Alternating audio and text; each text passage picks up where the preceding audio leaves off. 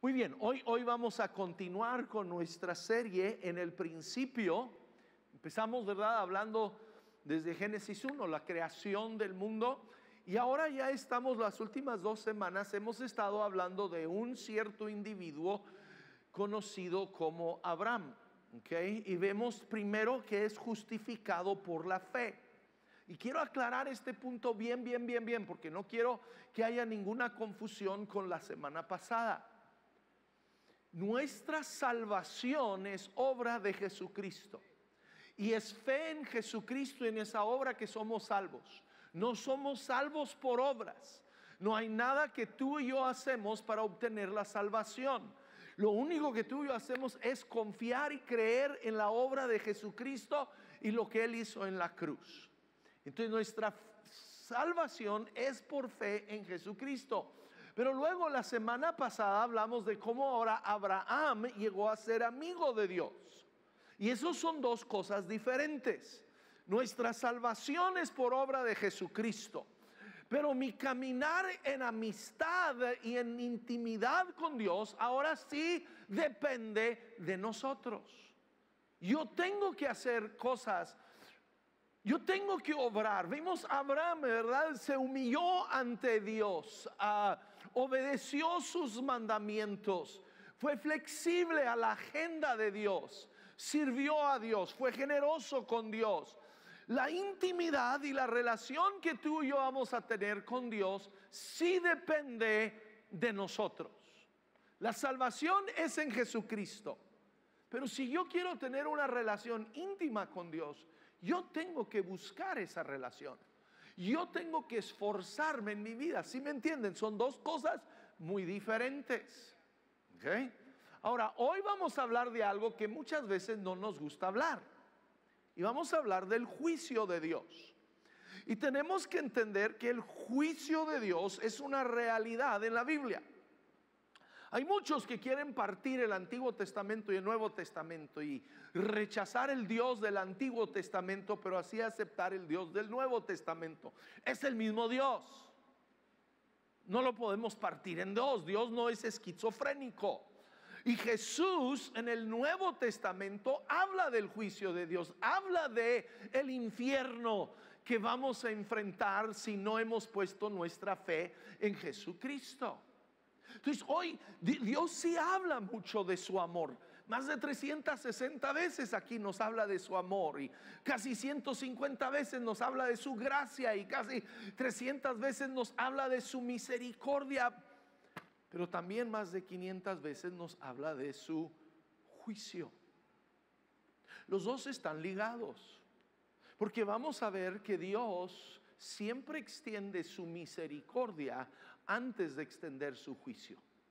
Dios siempre busca que el hombre responda a su misericordia, y solo cuando el hombre no responde a la misericordia de Dios es que entonces el juicio de Dios viene sobre la humanidad.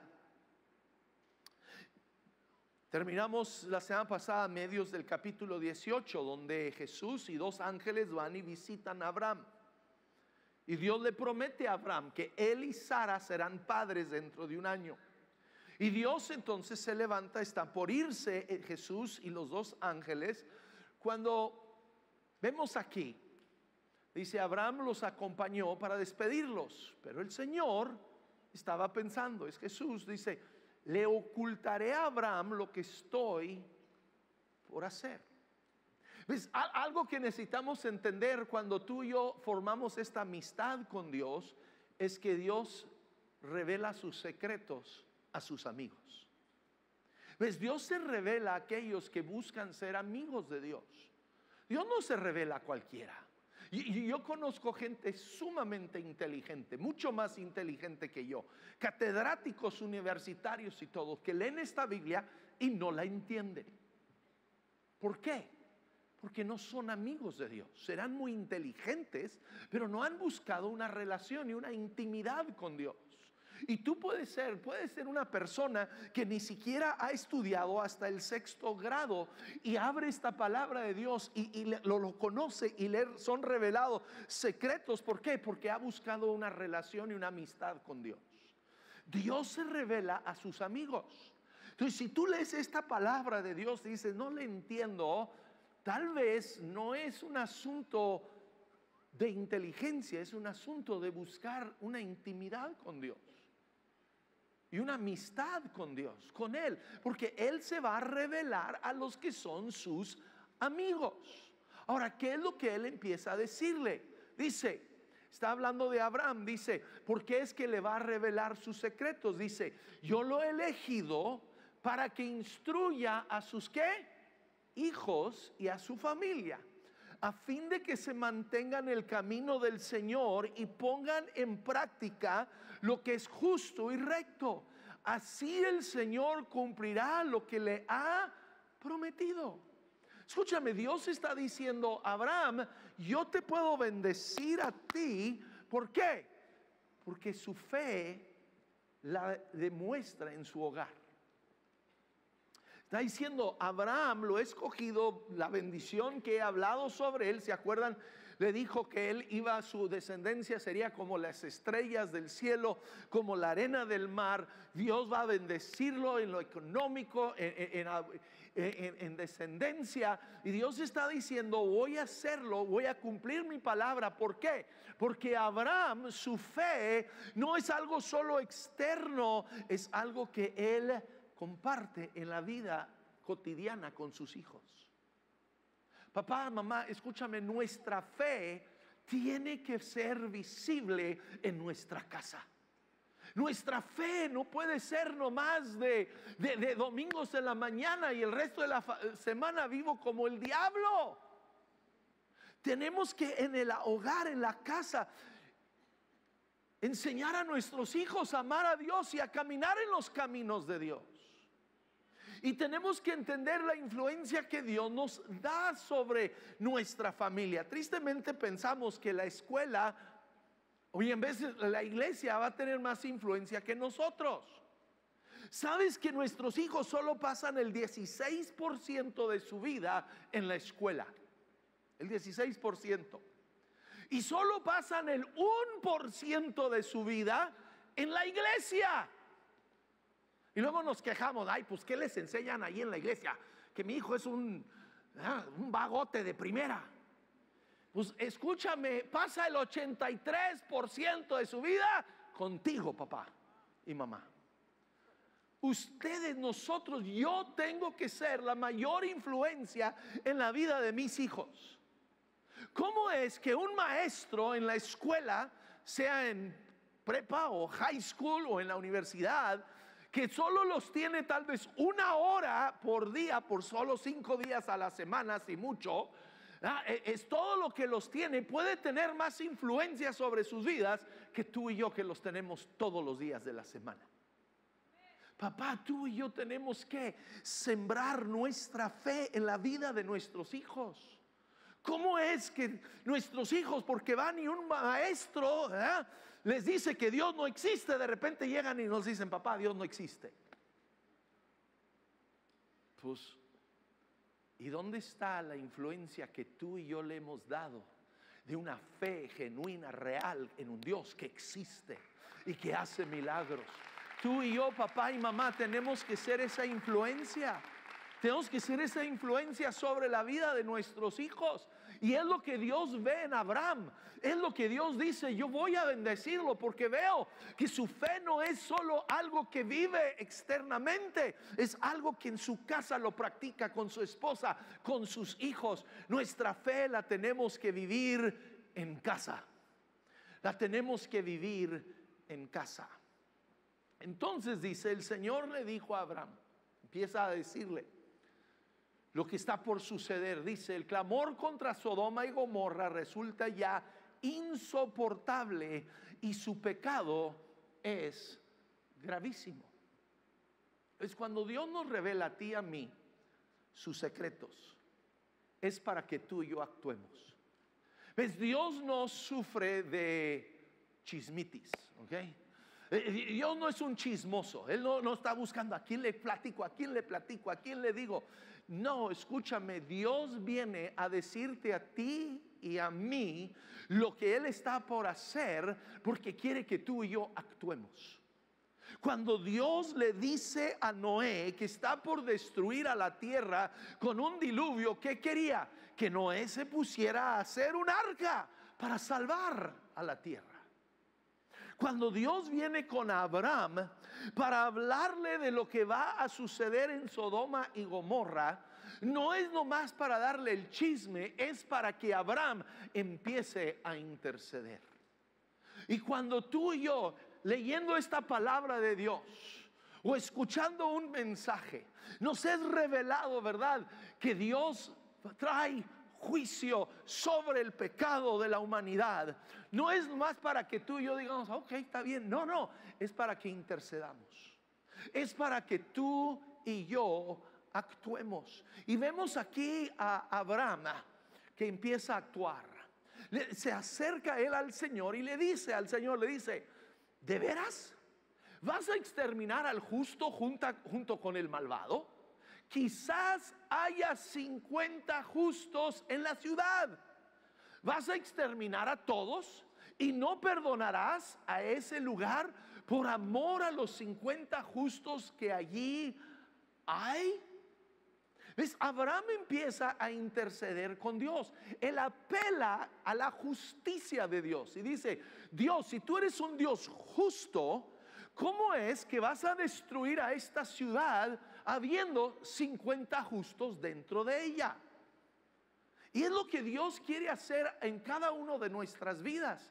Dios quiere despertarnos a ti y a mí a actuar, a interceder por aquellos que se pierden. Pablo, escribiéndole a Timoteo, 1 Timoteo 2:1, nos dice a ti y a mí, exhorto ante todo es que se hagan rogativas, oraciones, peticiones y acciones de gracias por todos los hombres. ¿Por qué? Porque esto es bueno y agradable delante de Dios nuestro Salvador, el cual quiere, escúchame, porque en veces se pregunta la humanidad y dice, ¿cómo es que un Dios bueno va a condenar a un hombre o a una mujer al infierno? Aquí viene. ¿Ves? El Dios bueno no condena a nadie. El Dios bueno extiende su misericordia, dice, el cual Dios quiere que todos los hombres sean, ¿qué? Salvos. Dios quiere que todos sean salvos y vengan al conocimiento de la verdad. Dios quiere salvar a todos. Es el hombre que rechaza a Dios. Lo vamos a ver. Vamos a ver aquí cómo Dios se extiende. Fíjense, el Señor entonces le responde a Abraham, ¿ya? Si encuentro 50 justos en Sodoma, por ellos, ¿qué dice? Perdonaré a toda la ciudad. Toda la ciudad. Todos. No importa su maldad, no importa su pecado. Si encuentro a 50 justos, dice Dios, extiendo mi misericordia a la ciudad. El problema es que no había 50 justos allí. Vamos a ver en un instante. La intercesión, ves, es un trabajo en el cual Dios nos invita a ti y a mí a entrar en ella. ¿Ves? Cuando nos preguntamos cómo es que un Dios justo puede condenar a un hombre al infierno, Dios nos la voltea y dice, ¿cómo es que tú puedes haberte quedado callado y no haber intercedido por ese hombre, por esa mujer? Abraham empieza entonces este diálogo con Dios. Le dice, Dios, si hay 50, y Dios dice, si hay 50 no destruyo la ciudad. Pero no se para allí Abraham. Abraham le dice, Dios, ¿y qué si faltan de esos 50? Faltan solo 5. ¿Qué si solo hay 45? Dios le dice, si hay 45 no la destruyo. Y Abraham le dice, Dios, déjame atrevo, no te enojes, pero ¿qué si solo hay 40? Dios dice, no lo destruyo. Y Abraham le dice, bueno, ¿y qué si hay 30? 20, 10. Ahora, tenemos que entender algo aquí de la intercesión. La intercesión inicia con Dios, no con nosotros. No es que Abraham está ahí torciéndole el brazo a Dios No es que Abraham es más misericordioso que Dios. No, no, no, no, no. Es Dios el que está fomentando en Abraham este clamor por la misericordia sobre esta ciudad. Porque bien se dice, cuando ¿quién terminó? ¿Cuando el qué? Cuando el Señor terminó. No cuando Abraham terminó. Dice, cuando el Señor terminó de hablar con Abraham, se fue de allí. Y Abraham regresó a su carpa. ¿Ves? La intercesión es algo que inicia en el corazón de Dios. Cuando tú y yo nos paramos y clamamos, Dios, salva nuestra ciudad, salva El Paso, salva Ciudad Juárez, salva Chihuahua, salva San Antonio. Escúchame, es Dios en nosotros clamando. Cuando tú te paras y clamas por tu high school o por tu universidad, cuando tú clamas por tus compañeros en el trabajo, es Dios anhelando salvarlos. Tú y yo no estamos tratando de obligar a Dios a hacer algo que Él no quiere. Él quiere salvar a la gente. La salvación inicia con Dios.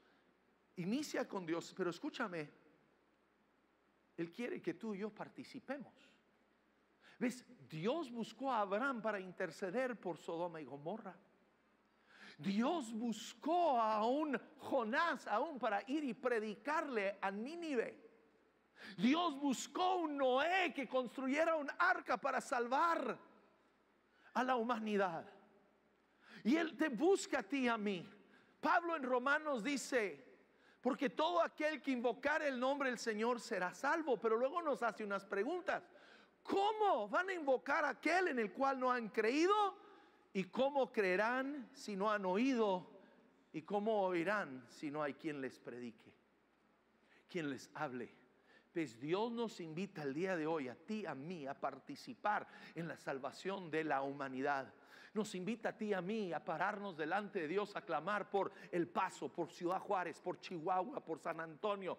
Nos pide a cada uno de nosotros a clamar por nuestras familias, por nuestros amigos y compañeros en el trabajo.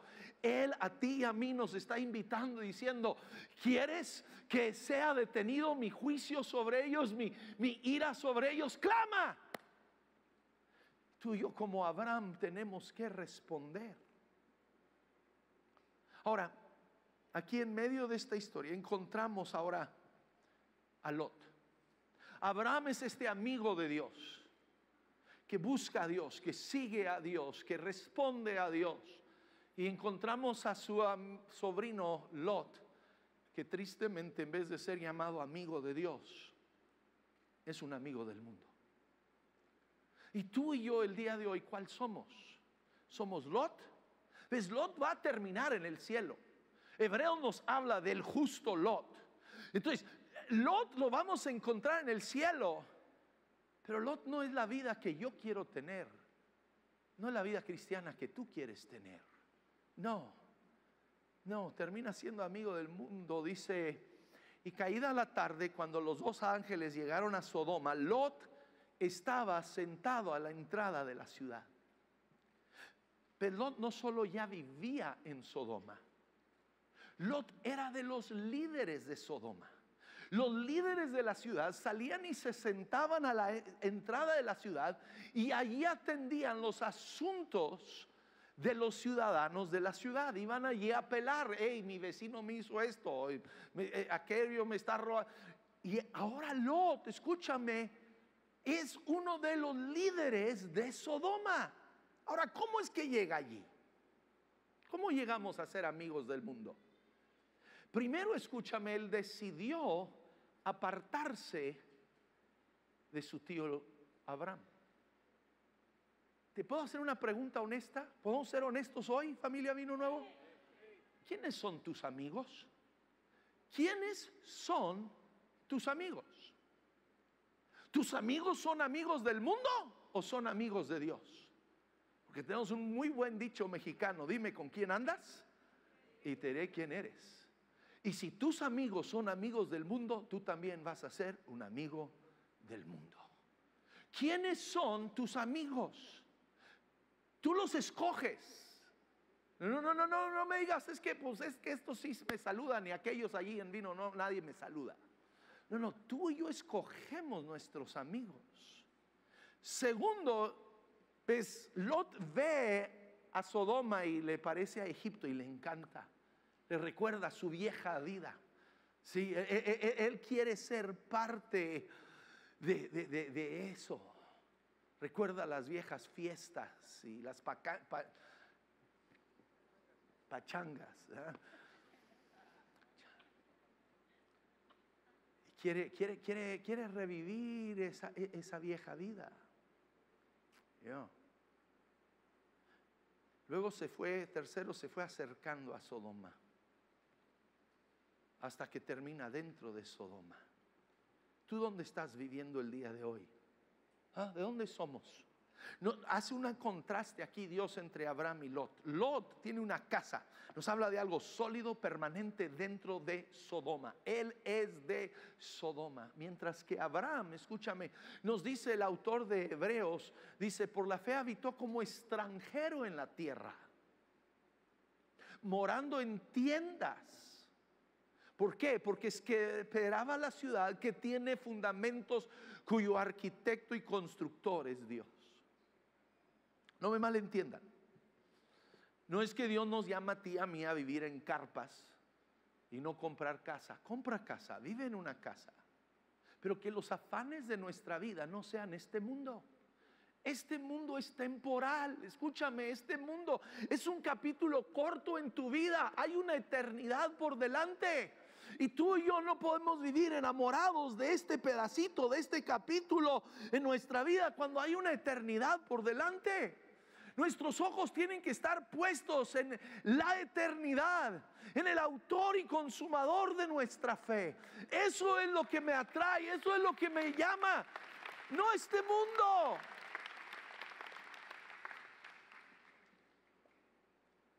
¿Ves? Lot se enamoró de este mundo y las cosas de este mundo.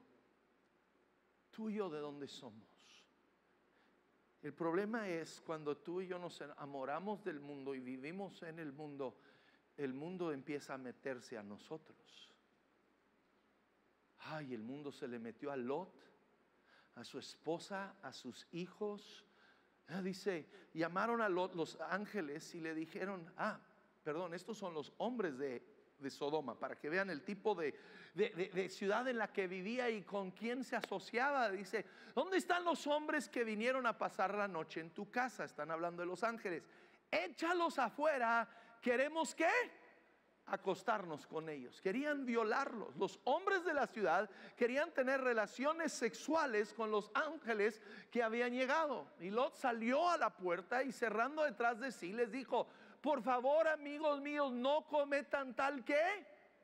Perversidad. Escúchame, la homosexualidad es un pecado. No es el único pecado. No.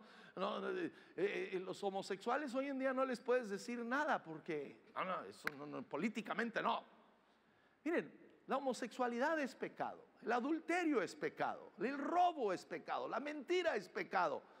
Pero hay que llamar el pecado pecado. Y no quedarnos callados y pues que cada quien para como guste. No, Dios dice, lo llama pecado, aunque no te guste políticamente.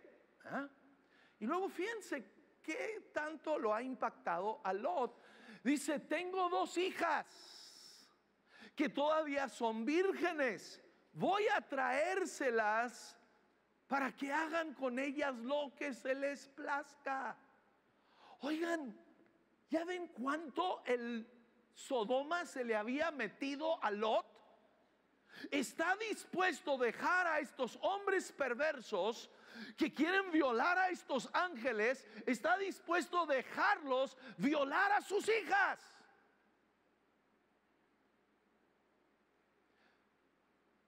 Familia Vino Nuevo, tú y yo empezamos a dejar al mundo meterse a nuestra vida. Empezamos a ver cualquier cosa en Netflix o en lo que sea y al rato todo se nos hace normal. y todo está bien. ¿Y eso qué tiene de malo? Y perdemos la conciencia. La perversidad de Sodoma ya está dentro de Lot. Lot no solo vive en Sodoma, Sodoma vive en Lot. Y tú y yo tenemos que cuidarnos que el mundo no empiece a vivir dentro de nosotros. Que tú y yo como hijos e hijas de Dios reconocemos, yo no soy de este mundo, vivo en este mundo, pero no soy de este mundo. Y yo no me voy a adaptar a este mundo. Los ángeles ciegan a los hombres que están ahí afuera de la casa de Lot, que quieren violarlos y meten a Lot. Y luego le dicen lo siguiente, le advirtieron a Lot: tienes otras familiares aquí, saca de esta ciudad a tus yernos, a tus hijos, a tus hijas y a todos los que te pertenezcan, porque vamos a destruirla.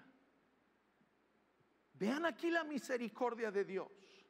Dios viene a rescatar a los suyos antes de que caiga el juicio. Y Lot salió para hablar con sus futuros yernos, es decir, con los prometidos de sus hijas. Apúrense, les dijo, abandonen la ciudad porque el Señor está por destruirla. Pero, vean conmigo, pero. Fíjense, es el más triste pero en la Biblia. Dice, pero ellos creían que Lot estaba, ¿qué? Bromeando. Escúchame.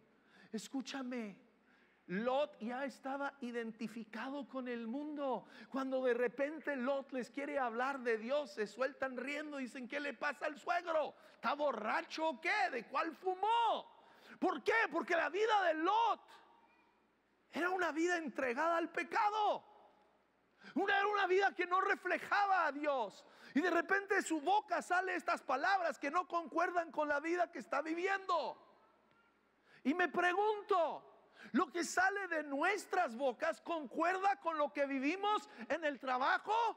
¿O los del trabajo pensarían que tú y yo estábamos bromeando si les hablábamos de Dios? ¿Ven a Dios en nuestra manera de vivir? ¿Ven a Dios en nuestra manera de hablar, en nuestra manera de conducirnos? ¿O no? Es mi manera de vivir y mi manera de hablar tienen que ir a la par. No puedo llegar hablando de Dios, pero viviendo como el diablo.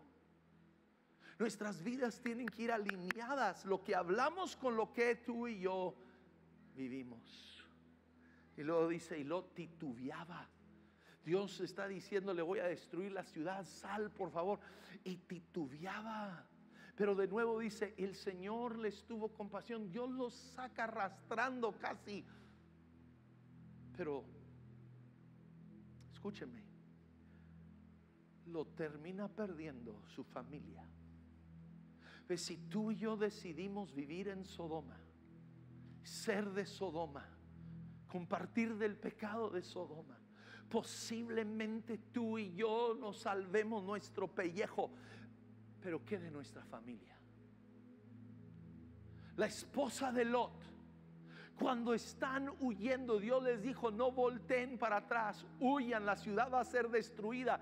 Pero el corazón de Lot de la esposa de Lot estaba en Sodoma. Ella amaba más a Sodoma que a Dios. Ella amaba, ¿verdad?, las fiestas de Sodoma. Amaba, ¿verdad?, las amigas de Sodoma. Y termina como una estatua de sal en el camino. Y las hijas de Lot, las dos hijas que logra rescatar, terminan escondiéndose en una cueva. Y las dos hijas se proponen entre ellas mismas, vamos a emborrachar a papá y vamos a violarlo para que quedemos embarazadas para tener hijos. ¿Ves? Sodoma no solo estaba en Lot, Sodoma estaba en sus hijas. Y cuando tú y yo vivimos pegados al mundo, el mundo se va a meter a nuestros hijos. Ahora Lot, yo sé que va a estar en el cielo, pero no sé de su esposa y sus hijas. No sé. Y yo no quiero, escúchame, Dios no quiere que tú y yo lleguemos así por puro, ¿eh? Por el pelito de una una rana calva, ¿eh? Al cielo tú y yo. ¿Qué cielo va a ser si estamos tú y yo y nuestros hijos están en el infierno? Porque en vez de vivir para Dios, vivimos para el mundo.